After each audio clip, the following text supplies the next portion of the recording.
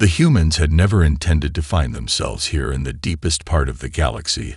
They had never charted the sector, and had never thought that their casual exploration mission would lead them to something so unexpected after all that was supposed to be a simple voyage to test out some new experimental technology, and to see how far humanity had come in their spacefaring ventures. But the moment they crossed the invisible line marking the border of a region they had never heard of, things got strange very quickly. The first sign that something was off was the strange flicker on the sensors. A large and incomprehensible object appeared out of nowhere, and the fleet's communication systems started picking up bizarre signals. It didn't take long before the crew realized they weren't alone anymore, and something was watching them. The humans had long prided themselves on their resilience and their ability to remain calm in stressful situations. But this time was different. This time, they didn't have the answers or any sense of what was happening, or who was out there. They weren't sure if it was an alien race or some kind of galactic force. But as they tried to make sense of it, their curiosity turned into something else. And it was that moment when they received a transmission so utterly out of place that no one quite knew what to think. It was an order from a fleet of ships too massive to comprehend. It was clear from the message that this was no friendly greeting. They were being ordered to identify themselves immediately as a fleet of ships moved in on them at a speed that could only be described as terrifying. But instead of panic or fear, a strange calm washed over the humans. Their response was immediate. A flurry of laughter echoed across the bridge of the flagship as the humans exchanged confused glances. What did they just hear? The message repeated itself, more insistent this time, threatening them with an ultimatum. And still the humans did not back down. They turned to the intercom, and one of the commanders casually leaned into the mic, giving an exaggerated pause before speaking in the most deadpan voice possible. They said, "Excuse me, are we on a prank?" The tension on the bridge grew as the laughter escalated. Some of the crew were clutching their sides, trying to stop themselves from bursting out in hysterics. Another commander piped up and said, "Hey, are we sure these guys aren't just doing a cosplay thing? Or maybe it's an intergalactic reality show, and we just got roped into it." This idea spread quickly across the crew as they began to question if they were somehow part of a strange galactic game show. What else could explain the ridiculousness of the situation? Meanwhile, the Empire's fleet continued to close in as the humans kept cracking jokes. It wasn't long before the commanders of the human ships started broadcasting their own messages back to the mysterious fleet. They'd broadcast random sound bites and memes that had nothing to do with the current situation, references to Earth culture that made no sense at all in the context of deep space. But it didn't matter. The humans just kept laughing. This absurdity continued for several minutes until the first shot rang out from the Empire's ships, and only then did the human fleet take a step back in the most relaxed way possible, as if the whole thing had just been a game. This was not a moment of fear or panic.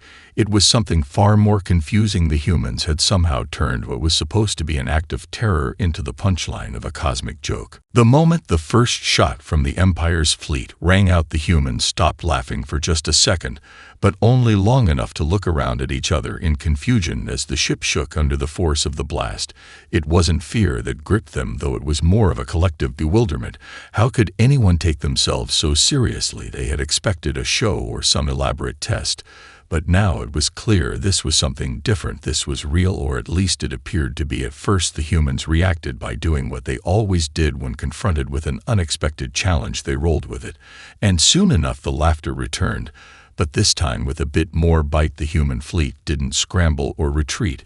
Instead, they did what no one could have predicted. They began to fight back, not with weapons or firepower, but with humor and sheer unpredictability in the face of a fleet that vastly outclassed them. Technologically, the humans engaged in an all-out game of space tag.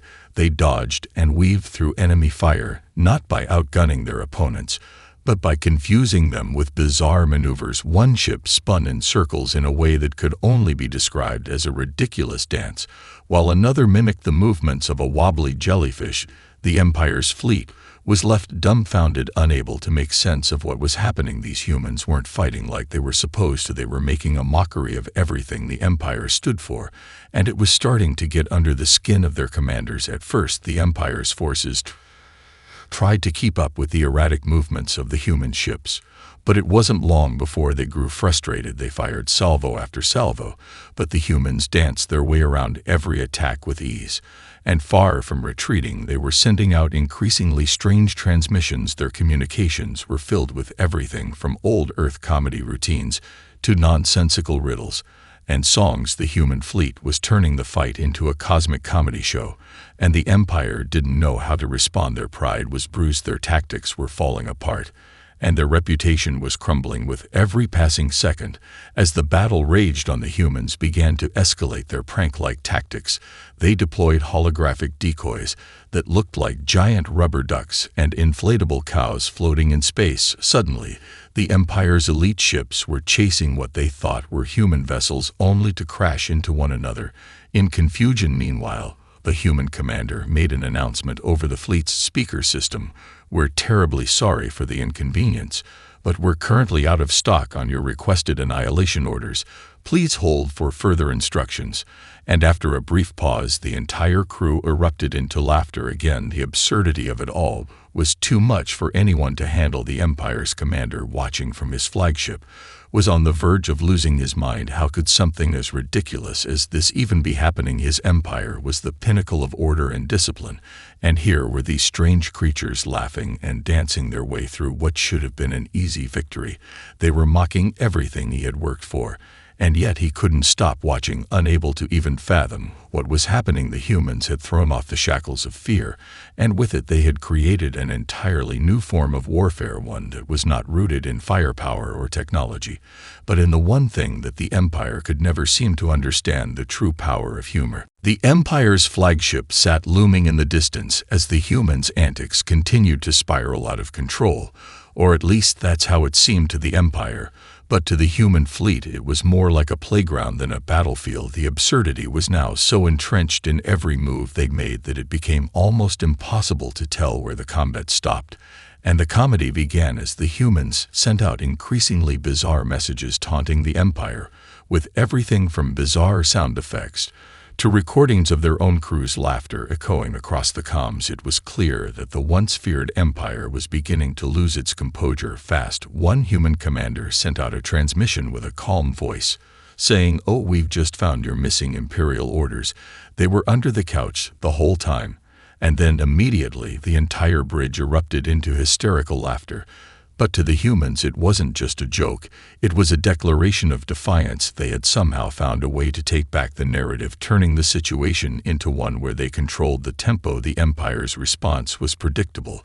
They sent out their finest fleets, their most elite pilots, hoping to finally bring the humans to heel. But the more the Empire tried to intimidate, the more the humans laughed. And the more they laughed, the more the Empire seemed to falter. Their attacks grew more erratic and desperate with each passing moment, while the human ships zigzagged through their assaults like a roller coaster gone haywire. At one point, a human pilot dressed in a ridiculous costume of an ancient Earth superhero floated past an Empire ship and waved casually as though waving to an old friend. It was as if the battle itself had been transformed into a game of tag, with the humans as the carefree players and the Empire's forces as unwilling participants in a cosmic joke. But this wasn't just about humor anymore. It had become a point of pride for the humans. They weren't just laughing at the Empire. They were showing them that they could outlast and outthink them in every way. The Empire's commanders began to crack under the pressure. The more they tried to regain control, the more the humans refused to play by the rules. They weren't just defying them, they were making fun of them. It was like the galaxy had been turned upside down. And now the once stable and powerful Empire was being dragged into the chaos of its own absurdity. Human vessels began to perform impossible stunts, their engines roaring as they shot through asteroid fields and dodged Imperial fire in ways that defied all logic. Every time an Empire ship would adjust its weapons targeting system, the humans would find a way to make it look foolish, as though they were playing a game with no rules in sight. The Empire's best ships started to collide with each other, simply because their pilots couldn't stop laughing. They were laughing not at the humans, but at their own failure to understand what was going on. What had started as a lighthearted display of human resilience had now evolved into an outright humiliation for the Empire. Their strategy was crumbling, and they were losing control of the very message they had sought to send. The humans were rewriting the rules of war itself, and in doing so they were showing the galaxy that there was more than one way to win a battle. Sometimes it wasn't about power or technology. Sometimes it was about spirit and ingenuity, and the ability to laugh in the face of overwhelming odds. With every burst of laughter the human fleet sent across the comms, they were sending the galaxy a message, one that couldn't be ignored. No matter how hard the Empire tried to maintain their stern demeanor, the truth was becoming clearer than ever before. The Empire had underestimated the power of humor, and now they were paying the price for it. The Empire's flagship, a colossal behemoth of war, now floated helplessly in the wake of human antics that had turned their once feared fleet into a cosmic joke. The battle, if it could even be called that anymore, had become a spectacle for the ages. The human ships continued to outmaneuver and outwit the Empire at every turn. And the more they did, the more infuriating it became for the Empire's elite commanders. They had expected a simple conquest, the sort of thing their vast fleets had carried out countless times before. Swift, efficient, and without mercy. But this was different. The human fleet wasn't just evading them. They were making them look foolish. Worse still, they were doing it with laughter.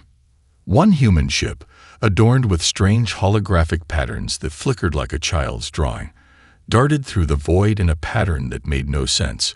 It seemed to defy the basic laws of physics as it flipped upside down, circled a nearby asteroid, and then shot off at an angle that couldn't possibly lead anywhere useful. Except it did. The Empire's sensors couldn't keep up, and before they knew it, one of their ships had inadvertently chased the decoy into the path of another Imperial warship, causing a chaotic collision. The collision, in turn, triggered an unintended chain reaction that sent several more ships spiraling into each other. The human ship that had caused the chaos, still grinning wildly, broadcast a simple message: "Oops, my bad. Do you need a hand?" At that moment, the humans were no longer just a nuisance. They had become a force of pure chaos. The Empire's commander, a stern figure with years of experience commanding vast fleets, sat in his command chair, his hands tightly gripping the armrests. He was shaking with fury. This was no longer a battle. It was a cosmic comedy show where the punchline was the Empire's own destruction. Every time he issued an order, it was as if the universe itself conspired against him. His fleet, once an unstoppable force, was now a disjointed mess. In a fit of rage, he activated his flagship's superweapon, a massive energy cannon capable of obliterating entire fleets with a single shot. He believed this would be the end of the human threat, that they couldn't possibly avoid such a powerful weapon. As the energy built up, the Empire's flagship broadcast a menacing warning, telling the human fleet that they would be erased in an instant. But the humans, ever the unpredictable force, didn't respond with fear. Instead, they started making bets over the intercom, discussing what they would do with all the galactic spoils after they won. "I'm calling dibs on the Emperor's throne," one pilot joked. "I'm gonna use it as a seat for my new intergalactic amusement park." The superweapon fired, a massive beam of concentrated energy, launched with unrelenting fury. Yet somehow, in the last possible moment, the humans performed a move so bizarre, it defied all expectations. One human ship didn't dodge. It performed a series of loops, spiraling at breakneck speed like a stunt plane in a sky filled with fireworks. The energy beam shot past it, harmlessly missing by miles, and struck one of the Empire's own ships instead. The explosion that followed was so dramatic, the shockwaves rattled nearby vessels, but the humans didn't even blink. They simply broadcasted an all-too-casual message: "Nice shot, fellas. 10 points to Gryffindor." The Empire's flagship commander was speechless. He couldn't fathom what had just happened. He had watched as his fleet, once the most advanced in the galaxy, had been turned into a laughingstock. His warships, the pride of the Empire, now looked like toys in the hands of an unpredictable, audacious enemy. With every failed maneuver, every confused response from his fleet, it became clearer that the Empire wasn't just being beaten. They were being humiliated in a way they couldn't understand. Desperation set in. The Empire had never faced anything like this before. No amount of tactics, no amount of military might could contain the human spirit that laughed in the face of their oppression. They had underestimated the most dangerous thing about humanity: their creativity, their humor, and their ability to turn even the darkest situation into something absurdly, unrelentingly funny. As the Empire reeled in confusion, the human fleet simply danced their way into victory, leaving only one certainty behind. The Empire was no longer the dominant power in the galaxy. Laughter had become the greatest weapon of all. The Empire's flagship, now damaged and retreating at full speed, was a symbol of a shattered ego. Its commanders, once filled with pride, now found themselves defeated by the sheer unpredictability of the humans. But the true humiliation was yet to come. The Emperor himself was watching from his private chambers, and his reaction to the events unfolding was nothing short of a spectacle. His hands gripped the armrests of his throne, his knuckles white with fury. How had this happened? How had his perfect, invincible empire been reduced to a laughingstock by a fleet of humans who could barely be taken seriously? The Emperor, in a final desperate attempt to salvage what little remained of his dignity, issued a direct order for an all-out final attack. He demanded that every remaining ship in the fleet converge on the humans and obliterate them at once. It was clear to him now that there was no other option. This mockery had to end. The humans had proven impossible to predict, their erratic behavior a paradox that broke every military protocol the Empire had. But perhaps that very unpredictability could be their downfall. With one final command, the Empire launched its most powerful assault, a wave of warships bristling with advanced weaponry, every ship aimed at annihilating the human fleet. The humans, however, weren't fazed in the slightest. If anything, they seemed even more amused by the sheer grandiosity of the Empire's last-ditch effort. The human commanders, exchanging knowing looks, began preparing for the most bizarre counterattack the galaxy had ever seen. One of the human ships, a small but incredibly agile vessel, darted into the heart of the Imperial fleet and began performing a series of seemingly random stunts. It spiraled upward, then dived downward, weaving between enemy ships as though it was performing a series of complicated dance moves. The Empire's ships, filled with highly trained officers and pilots, could not keep up with the erratic motion, each one failing to hit their target. Meanwhile, another human ship launched an array of holographic decoys, gigantic, glowing space cats, inflatable ducks, and even a shimmering rainbow that stretched across the void. The Empire, utterly confused, had no idea whether they were engaging with real ships or not. Some Imperial pilots even began to hesitate, unsure if they were attacking their own fleet or pursuing a non-existent target. The human fleet sent out another message. "Sorry, we were just looking for the space petting zoo. We'll be out of your hair in a sec." At this point, the Empire's forces were no longer fighting to win. They were fighting to avoid further embarrassment. Imperial commanders shouted orders in vain as their ships collided with each other, their targeting systems malfunctioning under the barrage of nonsense and misdirection from the humans. What had started as an overwhelming show of power had turned into an uncontrollable mess. The once formidable Imperial fleet, now reduced to a jumble of disarrayed ships, was slowly falling apart. The humans, for their part, seemed entirely unfazed. They simply continued their antics, outwitting, outmaneuvering, and confusing the Empire at every turn. In a final act of defiance, the humans sent out a broadcast across the entire battlefield, their voices coming through the comms with a mixture of humor and mock sincerity. "We regret to inform you," the message began, "that your application for Galactic Conqueror of the Year has been rejected. Better luck next time." The broadcast was followed by the sound of a kazoo, playing a cheery tune that only made the Empire's commanders grit their teeth in frustration. As the battle raged on, it became more and more apparent that the Empire had no chance of winning. The humans weren't simply defeating them. They were rewriting the very rules of war. No longer was victory defined by firepower or strategy. It was defined by the one thing the Empire could never master: humor. And as the final Imperial ships fled from the battlefield, the message was clear to everyone in the galaxy. The Empire had been defeated by the most unlikely of enemies, a group of humans whose laughter had shaken the very foundation of their empire. The Emperor, watching the retreat from his throne, realized too late that the battle had already been lost. He had been outclassed not by superior firepower, but by the lighthearted, unbreakable spirit of humanity. The galaxy was changing, and the Empire's reign was over. The humans had won not just a battle, but a victory of ideals, showing that sometimes laughter truly was the most powerful weapon in the universe. As the last of the Imperial ships limped away, battered and humiliated, the vast expanse of the galaxy seemed to breathe a collective sigh of relief.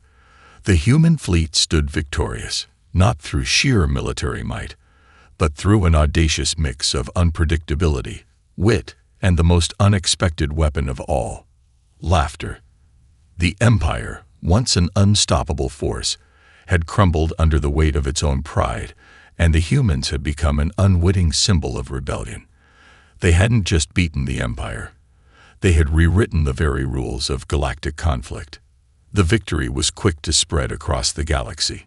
News feeds across countless planets were flooded with broadcasts of the humans' strange and miraculous triumph. For the first time in millennia, planets under the Empire's control began to question everything they had been taught.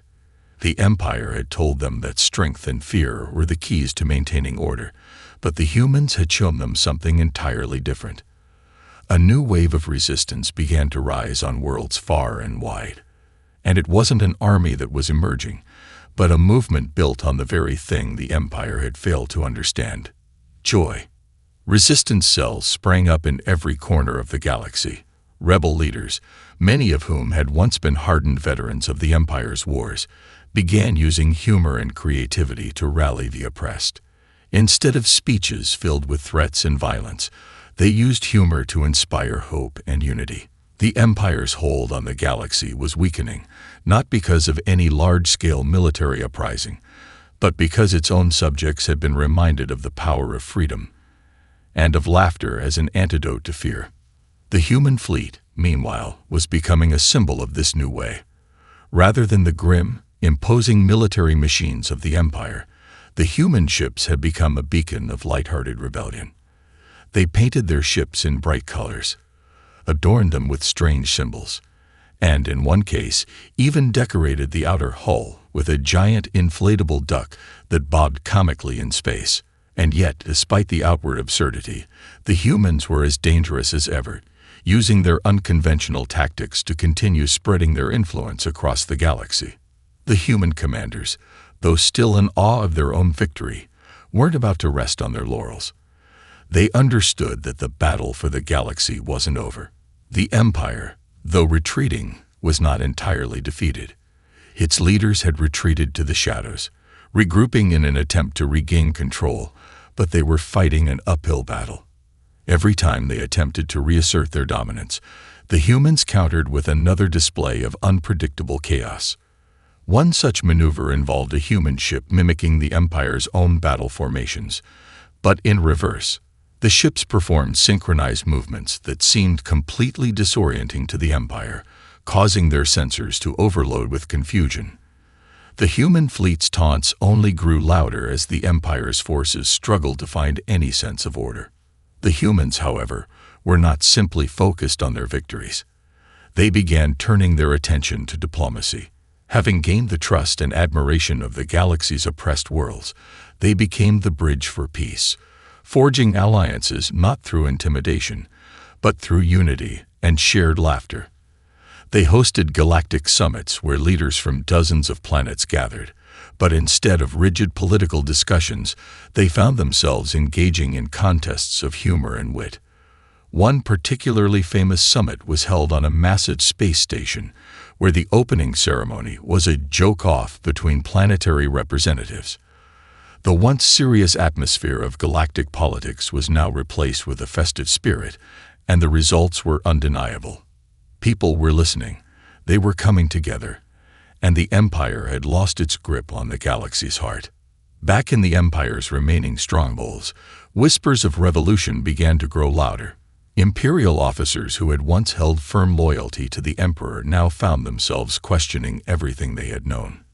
The idea that humanity had toppled the Empire not with force, but with humor, made some of them feel foolish for ever following such a rigid and oppressive system. The idea of joining the humans, of embracing this new way of thinking, began to spread like wildfire. The Empire, for all its technological might and fearsome reputation, had been brought to its knees not by a superior military, but by the undeniable power of human resilience and laughter. The once unshakable foundation of their empire was crumbling, and the future, for the first time in centuries, was filled with hope and possibility. It wasn't just the humans who had won. The entire galaxy had emerged victorious from the ashes of tyranny. And now, the stars themselves seemed brighter, as laughter echoed across the universe, a constant reminder of the one truth the Empire could never control, that the human spirit could never be silenced. The Empire's power was on the brink of collapse, but the humans knew that their victory, though monumental, was far from complete.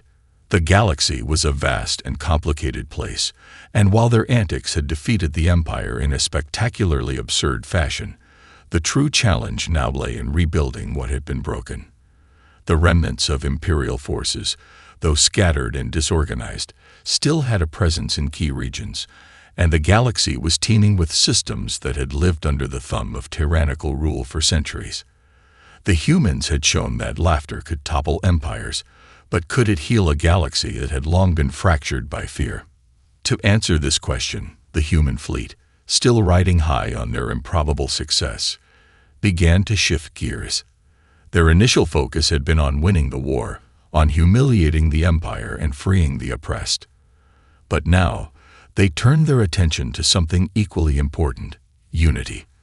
They realized that their victory had to be more than just a cosmic joke. It had to be a movement that could truly change the way the galaxy functioned. This wasn't just about defeating an empire. It was about showing the galaxy that they could build something better. The human commanders convened a summit, the likes of which had never been seen before. It was held aboard the flagship, which had been transformed from a symbol of military might into a symbol of hope and creativity. Gone were the days of cold steel and grim determination. In their place were vibrant murals covering the walls, the decks filled with laughter, and a collective sense of purpose. It was a place where humans and allies from every corner of the galaxy could come together to plan a new future, one not based on conquest, but on cooperation, compassion, and, above all, humor. And so, the Great Galactic Summit was born. Representatives from dozens of planets arrived, some cautious, some eager, but all curious about what this new human-led movement could offer. The opening ceremony, predictably, was not a dull affair. The humans, in keeping with their newfound tradition of chaos and creativity, organized a series of team-building exercises that involved everything from zero-gravity dodgeball to a galactic talent show. The participants, leaders, generals, and diplomats alike, were initially bewildered but soon found themselves drawn into the joy of the experience. The laughter was infectious, and as the hours passed, the tone of the summit began to shift. This was no longer a gathering of political rivals, but a celebration of shared humanity and a collective desire to break free from the chains of fear that had held them for so long. One by one, delegates began to speak, sharing stories of oppression and suffering, but also stories of resilience. Some spoke of families torn apart by war, others about entire civilizations swallowed by the Empire's endless hunger for power. But they also spoke of the moments of hope, of laughter in the face of adversity, of small acts of defiance that had sparked the first embers of rebellion.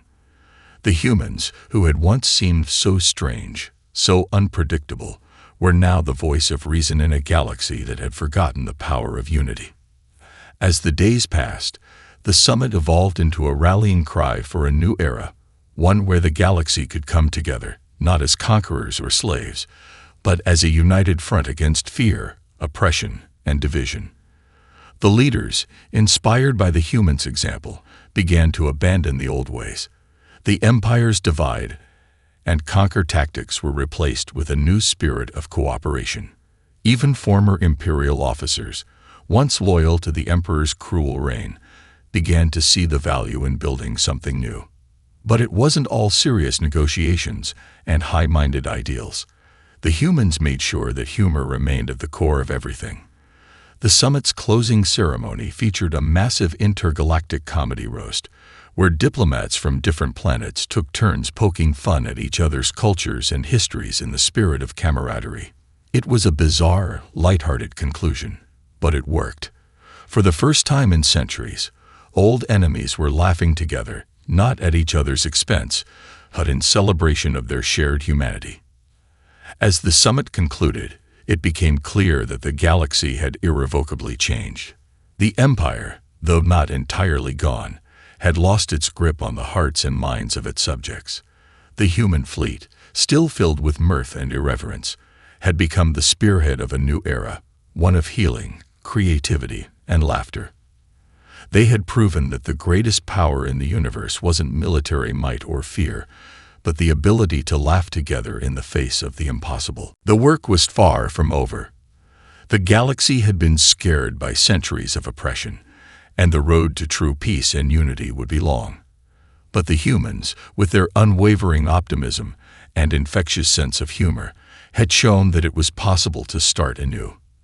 And in the wake of their triumph, the stars seemed a little brighter, the void a little less cold, and the universe a whole lot more hopeful. The humans had, once again, shown the galaxy that laughter could change everything, even the fate of the universe itself. The Great Galactic Summit had ended, but its legacy was only beginning. As the delegates departed, leaving the once gleaming flagship, now a symbol of unity and joy, they carried with them the lessons of the past and the hope for a brighter future. The human fleet, still buoyed by their victory and the collective spirit of the summit, turned their focus to the next phase of their mission, rebuilding the galaxy. But unlike the Empire, which had sought domination through force and fear, the humans sought something far more elusive: true, lasting peace. The first step was the creation of the Galactic Federation, a coalition of planets that pledged to work together, not as masters and slaves, but as equals. Every member had a voice, every culture had a place, and every species was valued for its uniqueness. The human commanders, though still grinning with their typical irreverence, took on the role of diplomats, guiding this new galaxy-wide alliance with a mix of genuine care and a dash of humor.